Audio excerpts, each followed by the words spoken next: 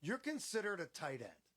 But when we go back, and if we remember, which I do, or if we go back and we look at the film, we look at the tape, and we look at Kellen Winslow, number 80 in your program, number 1 in your heart, especially if you're a Chargers fan. I mean, there were tight ends. There were hybrids. Now we call them a hybrid. But back then, nobody caught the ball, ran the way you did. You inflicted punishment on people who tried to tackle you. It wasn't like that for tight ends back then. I made mention earlier, I think Ditka's the first tight end inducted into the Hall of Fame. Everybody wants to say John Mackey's the best, but for my money, it's you and Ozzie. Am I right? I mean, the way you played the game. The way you played the game, I ran straight ahead because I didn't have the ability to make moves. I wasn't going to. But you ran over people. I was going to plant and cut to the left and come back to the right, in a quick move. That wasn't me. Mine was to catch the ball, roll a field, take advantage of your momentum that you have, and try to run through a tackle or, break a tackle or run over someone. But that's why my shoulders hurt these days as I've gotten older. But I didn't have that ability to make that quick pivot and to move the other direction. Some guys today do have that ability. What made John Mackey so good? Mm-hmm. John Mackey was a running back in college. With great hands. Mm-hmm. They put him at tight end. He brought that running back ability to the tight end position. Is there a tight end in today's game, or is it just we have athletes everywhere? There's 10 or 12 of them. Pick one. Really? They're all that good. And some days they have great games, and some days the defense, takes it away from them, like they're doing to Kelsey right now in Kansas City. But Kittle's had a great game the other night. Unreal. And he was banged up. And he was exactly. This is not a comment against him. The rules are a little bit different now than they were then. But his ability to do the things he does, and once he catches the ball, he pivots. He gets upfield. He gets his shoulders upfield, gets his hips upfield. He doesn't take that long loop, which is kind of like a running back ability. I get it. So you had, during your playing days, and we're speaking with Kellen Winslow, inducted into the Pro Football Hall of Fame in 1995, a ton of leg injuries, broken legs, broken bones. Any lingering effects now? Let's see. My first divorce. Besides that, I'm pretty good. Good. So there's no pain like when you get up in the morning? Well, there's pain. You're always going to have pain. One thing that benefits me is, besides playing on great teams, is I didn't play football until later. Gotcha. I had 14 years of being pounded on in a football setting, whether that's two-a-day practices, whether it's preseason games, regular season games, playoffs. I didn't play when I was 10, 11, 12, 13, 14, 15, 16. 14 years total. 9 of those were in the NFL. And you have your injuries. Wow. You have your injuries. As a rookie, my leg was broken. I didn't break my leg. It's a workplace injury, as I like to call it, because I didn't do it intentionally. I didn't break my leg. In '84, the knee, which was very serious, but was able to come back after that and play 3 more years after that injury there. And it worked out okay. I had a good career. It was a shortened career, but it was a good one. 9 years with the Chargers. I mean, obviously, we all remember Don Coryell's offense. When Dan was here, I asked, I said, what made it work? And it was just like, okay, we've got 5 receivers in the pattern. Somebody's going to be open. And I'm going to number 80 most of it. I mean, I'm sure he spread it around because that offense was electric. But, I mean, talk a little bit about Dan. Talk a little bit about Don. What comes to mind? There is nowhere else that I would have gone, that could have gone, that would put me in Canton. There was nowhere else. I watched Don Coryell's cardiac cars growing up in the St. Louis area. I knew what type of offense they had. I didn't know the terminology and all that kind of good stuff, but I knew it was an exciting offense, and I knew they threw the football. When the draft came around, that's where I wanted to go. But never thought I would get there. Experts, the so-called experts in the game. This was the first year, 79 was the first year of ESPN. So it was all new. They didn't have all the technology that they have. I listened to the draft on the radio. Really? Yeah, at home before I went down, my power went out that day, and I had to go down to the local newspaper and get the fact that I was drafted by the Chargers over the teletype. Unreal. Yeah, tick, tick, tick, tick, tick, That's you know, hysterical. Dateline News. Right there. That's awesome. People don't understand what that is. Like, Exactly. Hey, we used to have landline telephones, too. Exactly. Drafted by the San Diego Chargers. But, and you know, that's why I read about it. But I was supposed to be the third player draft, according to the experts. I dropped to number 13. Really? And it was heaven that got me. Cousineau goes number 1. Cousineau goes number 1. Bell goes number 2. Okay. Number 3 is Jack Thompson out of Washington State. Okay. His nickname was a throw-in Samoan. Okay. Cincinnati. Okay. And, you know, that's apparently was supposed to be my slot. But they didn't value tight ends. Right. Right. As they, you know, in those days as they Okay. do now. And fourth was Chicago. No, fourth was Buffalo. Fourth or fifth for Buffalo. No, Buffalo had Buffalo's first. 1, yeah. And they had 5. Okay. Okay. Cousineau first, Jerry Butler fifth. Number 4, I do believe, was Chicago. No, number 2 was Chicago. Number 4 had to be one of Baltimore. Maybe it was 1, Baltimore. 2, 3. Chicago's 4. Okay, Chicago's 4. Dan Hampton. Oh, how Yes. could I forget Okay. that? And then they were 9th with Al Harris. Wow, man. So it was a loaded draft. It really was. A lot of was. play. O.J. Anderson was in that draft. Yep. He went to O.J. went to New York out of University of Miami, Okay. and I just kept falling, and it wasn't until they got to the 13th pick when Cleveland made the draft spot exchange with San Diego, Okay. and they had their relationship because Tommy Prothro had been the coach the year before Okay. at San Diego. Now he was running Cleveland's operations. And the Chargers gave up the exchange spots, gave Cleveland the 20th and took the 13th, and they gave up their second round pick. Okay. And Cleveland took an offensive lineman, Sam Claflin, out of Oklahoma. Mm-hmm. I know that so well because Sam ended his career with us. Okay. He spent the last 5 years in the Okay. league with us out in San Diego. And I ended up coming to the San Diego Chargers. That's a great story because, you know, like you say, a lot of times we look at these drafts and, man, that draft was terrible. That wasn't a good draft. And obviously for the Browns, it wasn't a good move. We're Browns fans here because we're an hour south of them, but it sure would have been nice to have you there as well. Because Well, you had we're Ozzie. Come presumably- on. Yeah, that's true, You too. had Ozzie. That is true back then. They didn't need a tight end. But I don't see them as tight ends. I mean, I understand.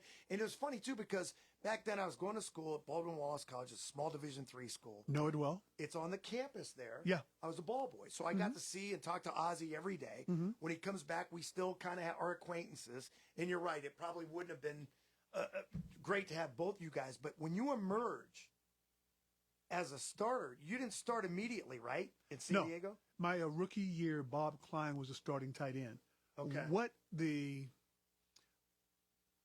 the Chargers did, Joe Gibbs, Ernie Zampese, Don Coryell, I'm a rookie. I'm getting beat up I'm 21 years old. I'm playing against grown men. This is only my sixth year of organized Right. football. And I'm still learning the game and learning different things. But they decided to take out the fullback, Okay. put in me as a second tight end. Okay. Bob Klein was a starting tight end. Okay. Bob Klein played for the Rams and ended his career with the Chargers.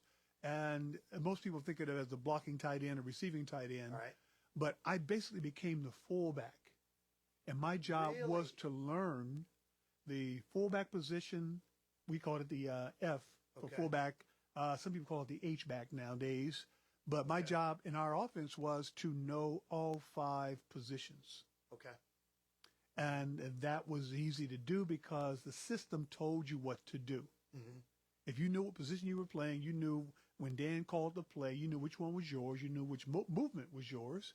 Yeah. And I did a lot of the movement from one tackle to the next, sometimes a jet or a zoom. Yeah. Not very often a zip, but it was easy to pick up. Right. And this is the brilliance of Don Coryell.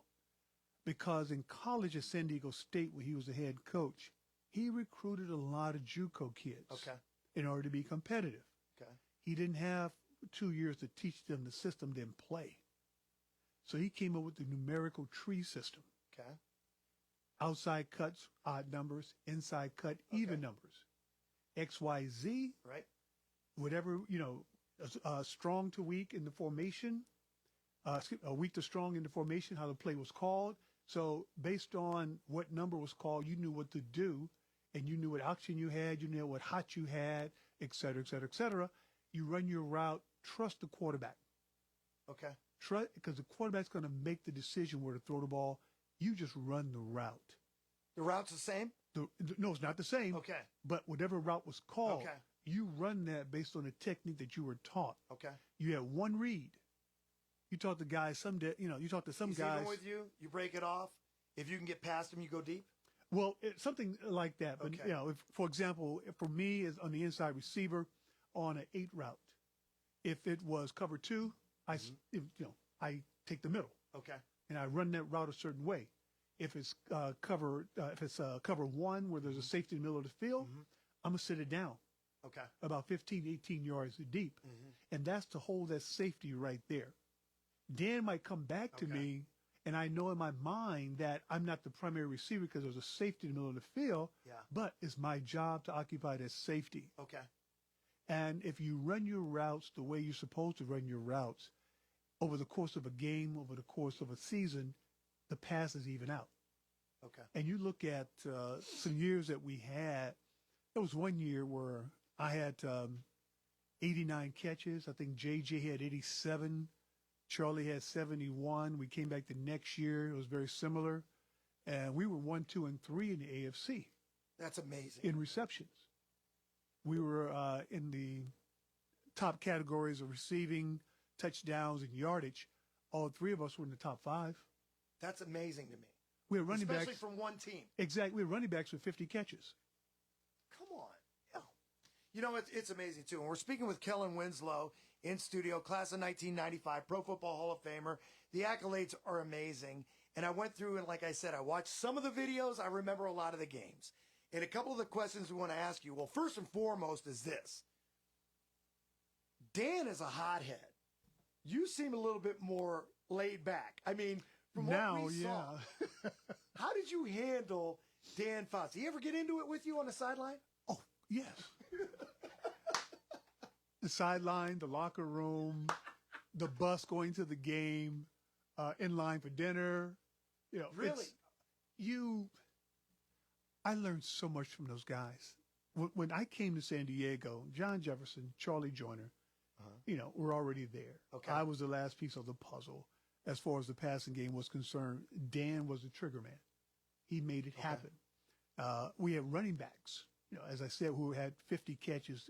You had to catch the ball coming out of the backfield. Our Air Coryell was the West Coast offense. The same thing San Francisco was running with Bill Walsh. And so run your route, and you're going to get the ball because Dan's going to take what's available. Okay. And we're going to push the ball down. That's what he said. Yeah, we're going to push the ball downfield. And if they want to double me, go ahead. I'm the least of your worries. Okay. Yeah. Because you hit Charlie on a seam or John Jefferson or later Wes Chandler on a seam. Unreal. It's you're giving up a lot. If there double were fantasy me. football back in those days, I would have done nothing but draft Chargers. It would have been a good thing to do. Honestly. Exactly. You would have won everything. I mean, because in the early days of that anyway, you drafted a good quarterback. It was maybe Brett Favre or someone. You had him and you won. Now everything's spread out. And we're so happy to have Kellen Winslow in with us today. Like I mentioned, class of 1995, Pro Football Hall of Fame. There's a couple of games I want to get to before we ask about the residency program and welcoming you back to Canton, which I'm sure it's not your first rodeo. You come back quite a bit. 1981, in a game against the Raiders. This stands out to me because I'm going to ask you about that overtime game against the Dolphins. 5 touchdowns in one game. For somebody who's not a student of the game and didn't play the game that long, what does that mean to you now? 5! Fantasy football? I'd finally win a week. Gale Sayers had a game where he had 6, didn't he? I think he had 6. He's supposed to. He's supposed to have 6. Punt returns, kickoff return, catching a pass out of the backfield, rushing. He ended up with 6 in a game. And Gail, God rest his soul, is a very good friend, and just loved hanging with him and his wife, Artie. Says, hi, Artie, hope you feel better. And the equipment manager, Sid Brooks, Okay. said after that game that I'm going to mass more often. Because that morning at the hotel by the airport we stayed at up in Oakland, I was late for chapel. And I'm running, and of course, like typical, there's separation. You go down the hall, you go left, you're in chapel, you go right, you're in mass. Okay. I'm late, they're closing the Even doors. numbers again. I go down the hall, and I turn to the right, and I'm in mass. But I'm too embarrassed to say, oh, wrong room, and leave. Okay. So I sit down, All right. and I realize I'm in mass. And Sid Brooks, our equipment manager, who is Catholic, is sitting behind me. He's just cracking up. Because here is the priest, going through the ceremony, and I'm sitting there lost, and Sid's just having a good time. But after the game, Sid said, you're going to mass every week. We're taking you to mass. How do you not after 5 TDs? What comes to mind out of those 5 touchdowns? I mean, long, short, intermediate, what happened? We needed that victory in Oakland in order to keep our playoff hopes alive. Okay. And we had to, playing in Oakland is always tough. Playing the Raiders was always tough. But playing at home was always tough because, we're 3 feet from the nearest wall. I think that was how far the fans were sitting from us in Oakland. Okay. Alameda County Stadium or Coliseum, whatever they called it. I think a stadium. Okay. And they knew you. They knew your parents. They knew your in-laws, your wife, brothers and sisters, cousins. They knew them all intimately. This was before the internet because they talked about everybody in your family. They talked about you, et cetera, et cetera, et cetera. The year before, my rookie year, I had broken my leg in a workplace incident. Correct. Called football. And I go up to Oakland with the team to get a feel for it, and I'm on the sideline in a pair of crutches. And we're, same sideline again because we played the Raiders twice a year. And the fans in the same section that I came back the next year, those fans in the previous year just gave me hell. You're lucky you broke your leg. We're going to break the other one. Blah, blah, blah, blah, blah, blah, blah, blah, blah, blah, blah. And we came back the next year, and those same fans are up there. They got season tickets, et cetera, et cetera. And we, I think it was 46 to something that we beat them up there, and they were very quiet. It's the only way to shut them down, right? I'll give the Raider fans credit. They respect game. Oh, they know it. Yeah, they respect game, and they gave me my props. Tim Brown was in, and I asked him about the black hole and the fans. He says, you got to remember something. He goes, people in the front row, he goes, they're fans. They're fanatics. It's short for fanatics. But you have to remember, they're doctors, they're lawyers, they're professionals. Exactly. But on Sunday, those Raider fans, I can't even imagine what you went through. And then you're playing at a baseball field, and you guys in San Diego did as well. I mean, sure did. What's it like getting tackled in the infield? Exactly. Terrible. You got your uniform dirty. Yeah, more than that. More than that. Kellen Winslow is our guest right now, Pro Football Hall of Fame residency program. And I mentioned there's one other game I have to ask you about, and it's the 81 season, 82 playoff game in Miami. You bowled in that game as well. 13 catches. I looked this up. 166 yards, touchdown, blocked a field goal. But the key to the game, the play of that game, is a play I'd never seen before. The Miami Dolphins ran it, and had you ever seen it before or since? I've probably seen it since. When they ran that hook and lateral to Duriel Harris, what went through your mind? I can't say that, and you keep your license. Honest to gosh, I mean, it was crazy. Trump may win, and you may lose your license. I don't know.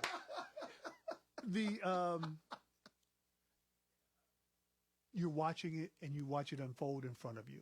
You could see it coming, but you couldn't do anything about it. Unbelievable. Just before halftime, the momentum just swung the other direction.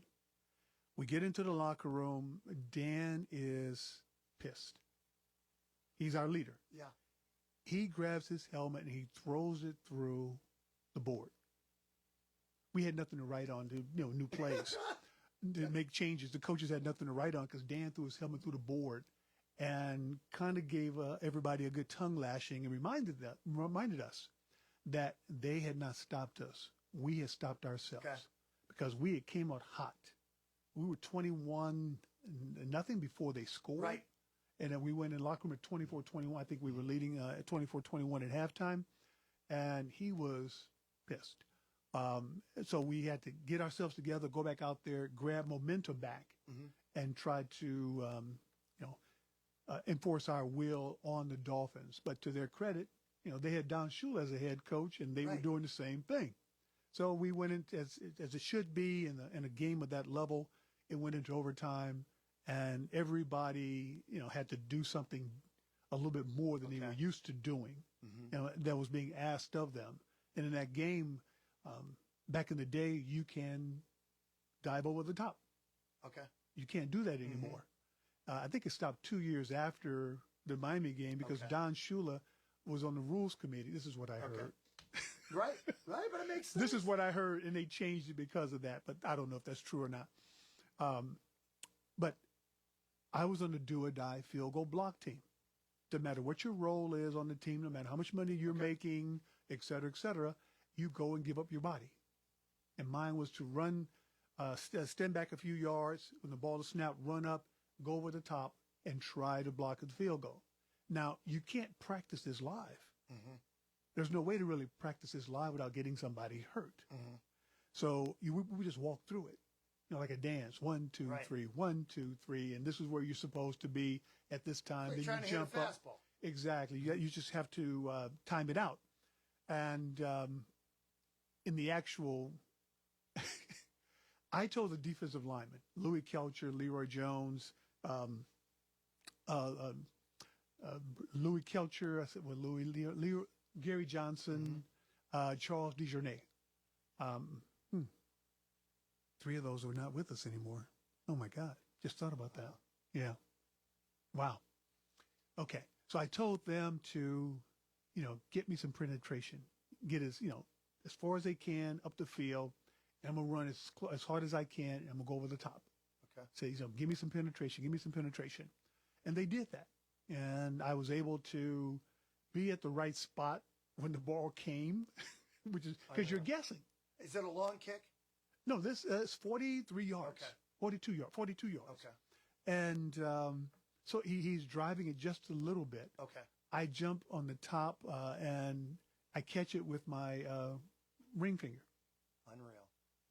And it didn't change the direction of the ball. It just changed the revolution, which, of course, in basic physics, means it doesn't go as far. Okay. And it came up short. You guys win that game in overtime, 41-38. The rest is history. Yeah, but we blocked the second field goal. It was the second field goal. We blocked 2 field goals in that game. Oh. Leroy Jones, number 68, who stood 6'8", blocked the second one. I didn't know that. I just saw the one. Got to give Leroy his props. Stats. Yeah, got to give Leroy his props. Game because that's the game, and it's iconic. Anybody that's ever seen NFL films know it's Kellen Winslow being helped off the field with a towel over your head. You were drained. I mean, back then, I got one for you. We're in high school in 1981. It's my freshman year in college. And I played Division III ball, but we knew back then they give you salt tablets because they didn't want you. What are they thinking? To drink. Yeah. It was. You had to be dehydrated. It was, back in the day. In Miami? What? We believed in hydration. Okay. Okay, at that level. Okay. But in college, for me, a few years before that, it was different. Yes. It was totally different. Coach Coryell, to his credit, when we landed in Miami for that game, it was a Saturday night game. We got in on Thursday night. New Year's Eve, we got in. I mean, New Year's Day, we get in. And what we do, New Year's Eve, we got in, actually. And he sent Pat Kern, our business manager, former player for the Chargers, out to grocery stores at 2 o'clock in the morning looking for oranges and bananas for the entire team. Really? Because he's prepping for what's going to happen Saturday night. We know it's going to be hot and humid. So even with that, and even with, I was a big believer in hydration. Okay. Even with that, I went into that ball game weighing 248, and I came out weighing 236. No way. Yeah, and I didn't weigh myself until the next morning. That's outstanding. That's amazing. I mean, because like I said, back in those days, there were no water breaks. We're going to utilize every minute of every practice to get you ready.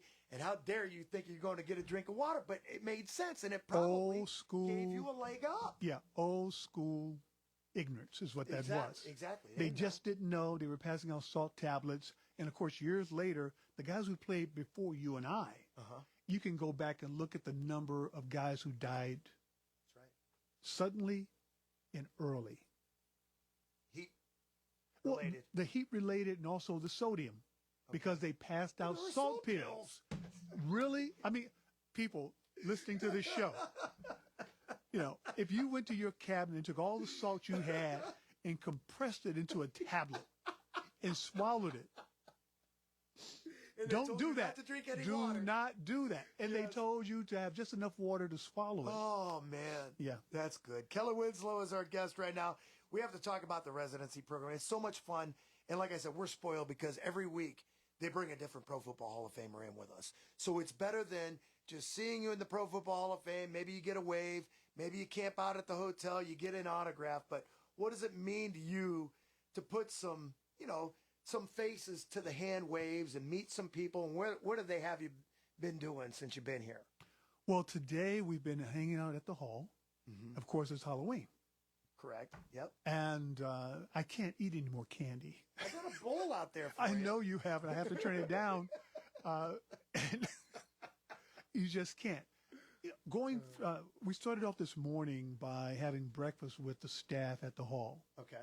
Again, to introduce yourself personally, meet the new people who have come in that you haven't got a chance to thank for what they do, and for them to, they ask questions, and they asked some very good questions this morning.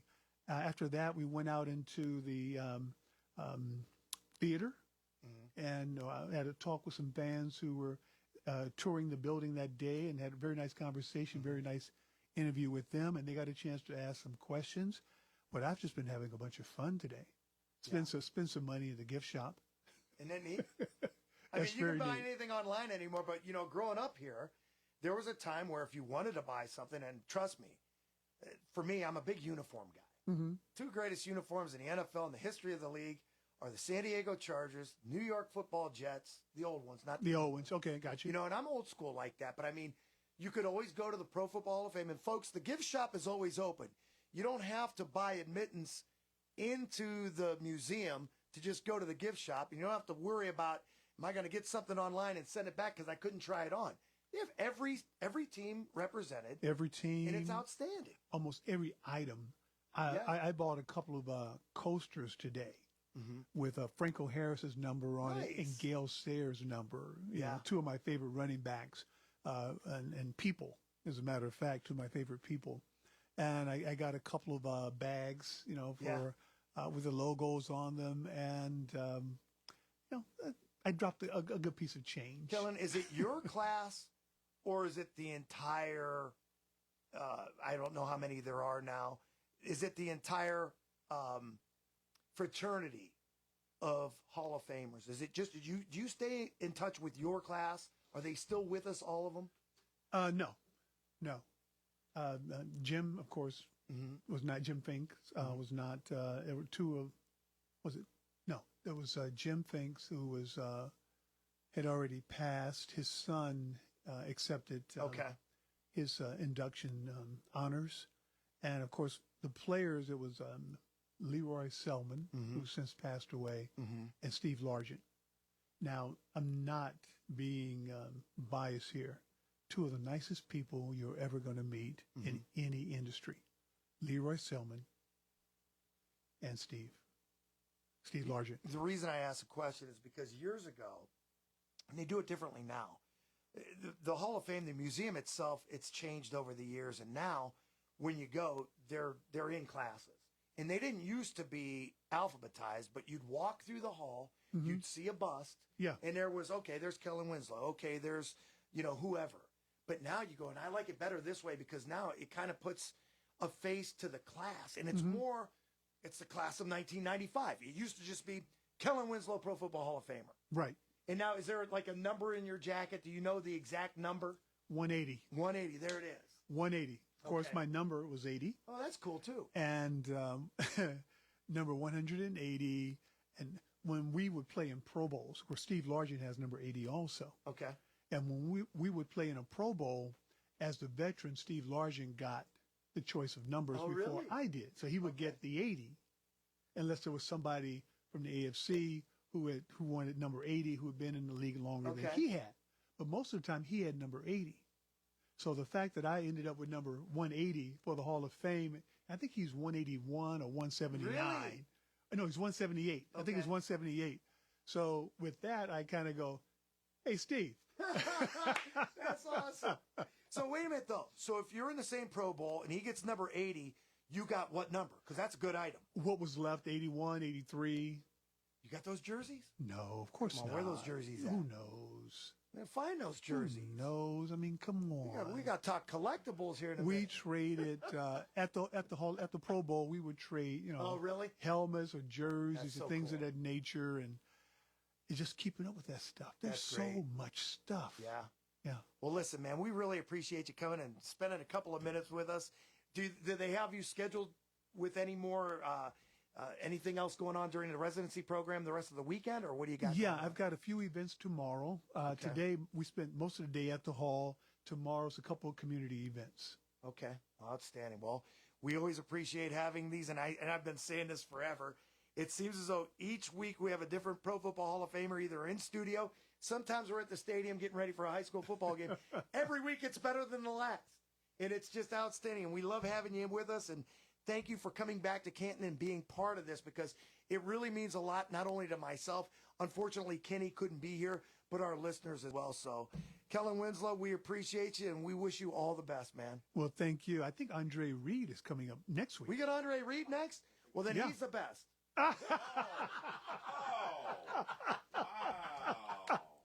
He's a receiver. I'm partial to receivers. He's too honest to be a politician. I love it. He never will be a politician. No, they're all great, man. Kellen Winslow, we appreciate you. Class of 1995 Pro Football Hall of Fame. We're going to break in right now. Come back with more of the Kenny and JT Show next. The Roadman and JT on 1480 WHBC. The Kenny and JT Show is presented by Roosters, a fun, casual joint. Join the flock at Roosters.